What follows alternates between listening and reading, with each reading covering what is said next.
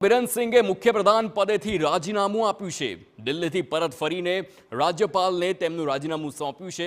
આજ સવારની જ ઘટના છે જ્યાં બિરેન સિંઘે અમિત શાહ અને જેપી નડ્ડા સાથે મુલાકાત કરી હતી। બપોરે દિલ્હીથી ઇમ્ફાલ તે પરત ફર્યા અને પોતાનું રાજીનામું સોંપી દીધું છે।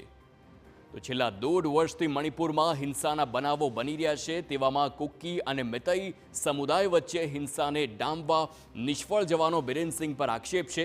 બિરેન સિંઘ તે મામલે કોંગ્રેસ મણિપુર વિધાનસભામાં સત્તા પક્ષને ઘેરવામાં અવિશ્વાસ પ્રસ્તાવ લાવવાની રણનીતિ ઘડી રહ્યા હોય તેવી આશંકા હતી અને ત્યારે જ મણિપુરના રાજ્યપાલ અજય ભલ્લાએ 2 કે 3 ફેબ્રુઆરીએ કેન્દ્રીય ગૃહપ્રધાન અમિત શાહ સાથે મુલાકાત કરી અને મણિપુરની સ્થિતિ અંગે વિસ્તૃત અહેવાલ સોંપ્યો હતો। સુપ્રીમ કોર્ટે પણ 4 ફેબ્રુઆરીએ બિરેન સિંઘના કથિત ઓડિયોનો એફએસએલની તપાસનો રિપોર્ટ 1 મહિનામાં સોંપવા આદેશ કર્યો હતો। ત્યારબાદ બિરેન સિંઘે અમિત શાહ તેમજ જેપી નડ્ડાને મળવા માટે સમય માંગ્યો અને હાલ તે મણિપુરમાં સ્થિતિ સામાન્ય થવા લાગી છે।